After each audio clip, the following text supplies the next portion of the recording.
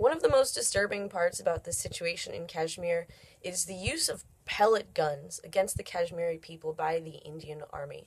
Now, they're saying that they're using these pellets against the protesters and that it's non-lethal. Don't worry about it. However, that's not the case. Since July, 10 people have died from pellet guns and over 780 people have been injured, either with damage to one eye or both eyes, often case resulting in blindness. Blindness, right? So if you consider also a lot of the patients who are coming into the hospitals and being treated are between 12 and 15 years old. So I want you to imagine for a second, imagine a 12-year-old you know. Maybe it's your child, maybe it's your niece or nephew, maybe it's a child of a friend. Now imagine seeing that child with a face riddled with pellet bullets. Imagine the sounds that child would make as you took them to the hospital. Imagine what it would feel like to speak with the doctor and hear that this child will now be blind for the rest of their lives. But don't worry, it's non-lethal. Imagine the psychological impact on these people of having children, young people, maybe even the sole breadwinner of the family who is now blind and completely dependent on others for their survival. You know, recently a 12-year-old boy died. His name is Junaid. Sorry if I'm not saying that correctly, but eyewitnesses say that he was standing at his doorway of his home, looking out to see the clashes going on in the street, and he was shot and killed. A 12-year-old boy.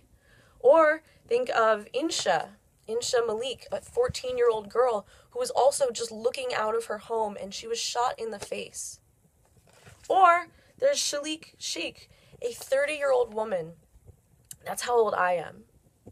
A 30-year-old woman heard the trouble going on in the streets and went to look for her 5-year-old son.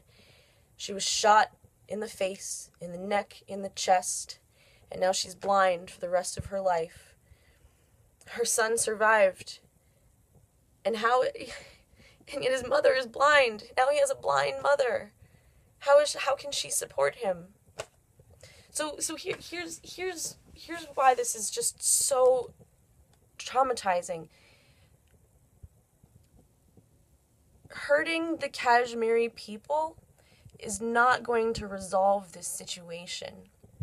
Causing further damage and harm to the Kashmiri people, whether they're protesters or otherwise, is not going to help change this situation for the better.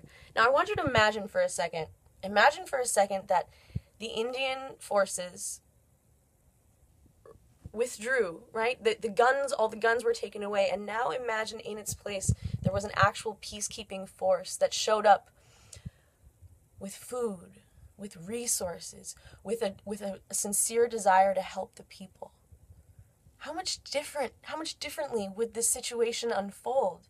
Imagine we stopped applying the violence and the pressure and started showing up with aid, with help, with a real desire to heal the people. Because that's what the Kashmiris need. They need healing, not more oppression. And that's what the Indian forces are incurring casualties. There are casualties happening on all sides here. And I'm not saying that one side is justified over the other. What I'm saying is that this violence needs to stop, because it's only going to lead to more violence. More violence is just going to make the situation worse and worse and worse, and especially worse for the children, and especially worse for just the people. This is about the people. Yes, there are some people who are causing violence on both sides, but that doesn't make any of it okay. So I'm just one person here in the world saying, I see what's happening in Kashmir, and I'm not okay with it. And I just want to put that out there, that the use of pellet guns and the use of force and violence in Kashmir needs to stop.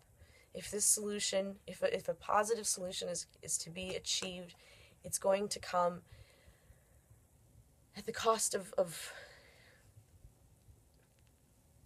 a lot of courage. I think that the Indian force needs to admit that this isn't working, and that this is not an effective solution to the situation, and that a higher level of thinking is now necessary to heal the great hurt that the Kashmiri people are suffering.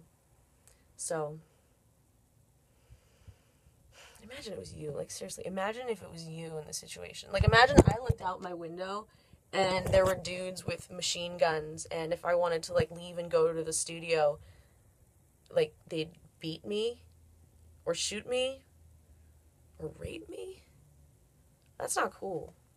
That's not cool. I don't care what anyone did in the past. That's not cool.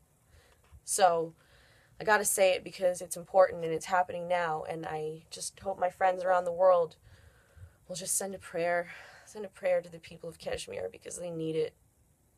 The whole world needs some serious prayers now. But let me be one person in the world saying that I'm praying for peace in Kashmir, and I hope you'll join me. All right. Peace and love, friends.